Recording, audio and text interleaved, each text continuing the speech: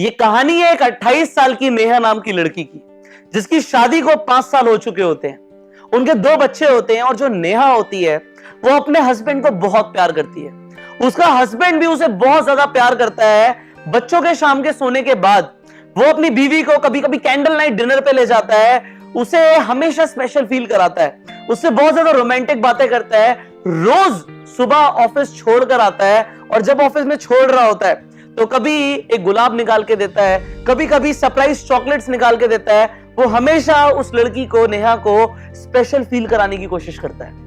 अब एक ऐसा दिन आता है कि उसके हस्बैंड को शहर से बाहर जाना होता है किसी बिजनेस के काम से पूरे 1 हफ्ते के लिए, और अगली सुबह नेहा को खुद ड्राइव करके ऑफिस पहुंचना होता है।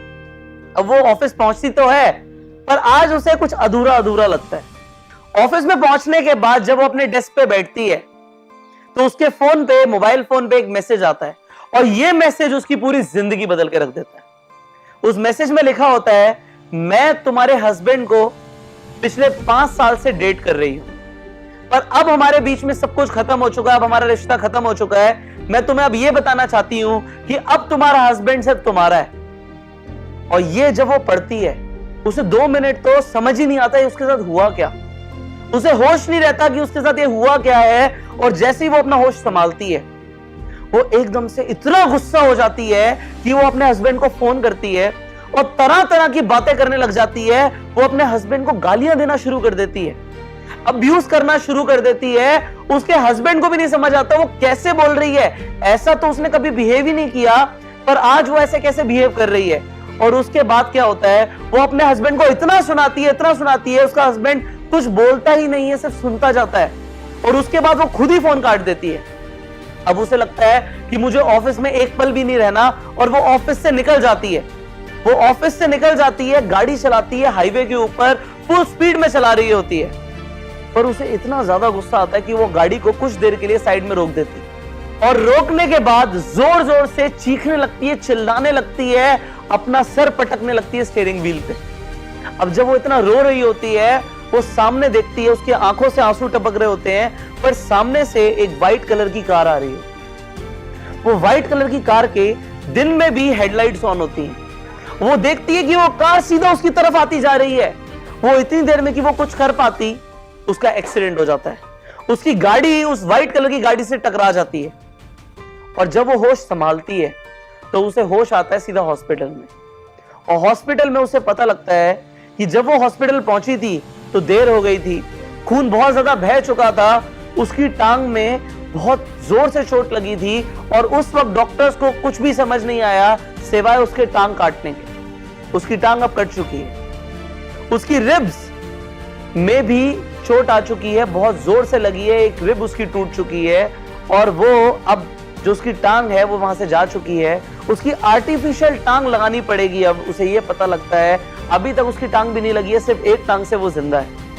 वो देखती है कि क्या उसका हस्बैंड है आसपास, पर उसका हस्बैंड वहां पे नहीं होता।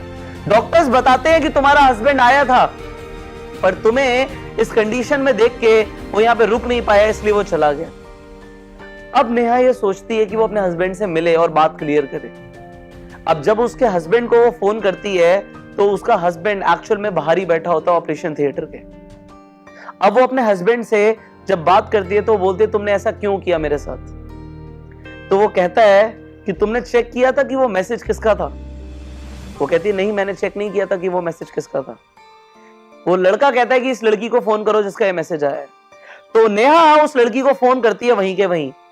अब नेहा जब फोन करती है उस नंबर पे जिस नंबर से मैसेज आया था, तो उसे पता लगता है कि वो मैसेज एक स्वाति नाम की लड़की ने किया था, पर वो उसके हस्बैंड के लिए मैसेज नहीं था।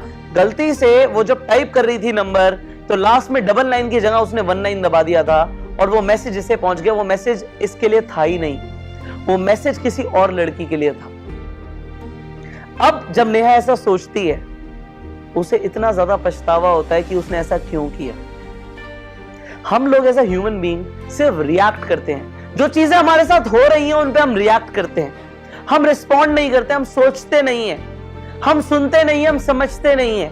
और इसकी वजह से हम लोग जिंदगी में अपना बहुत बड़ा नुकसान कर बैठते हैं। नेहा ने इतना बड़ा अपना नुकसान करने के बाद ये चीज सीखी है पर क्या आप भी इतना ही बड़ा नुकसान करने के बाद ये सीखना चाहते हो, या सिर्फ इसी वीडियो से ये लेसन लेना चाहते हो?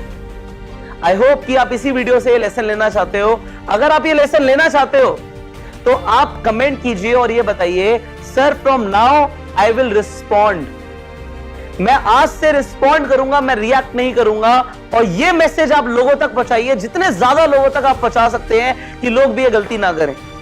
और इस मैसेज को जब आप अप्लाई करेंगे अपनी जिंदगी में, तो आप देखेंगे आपकी जिंदगी बहुत खूबसूरत बन जाएगी।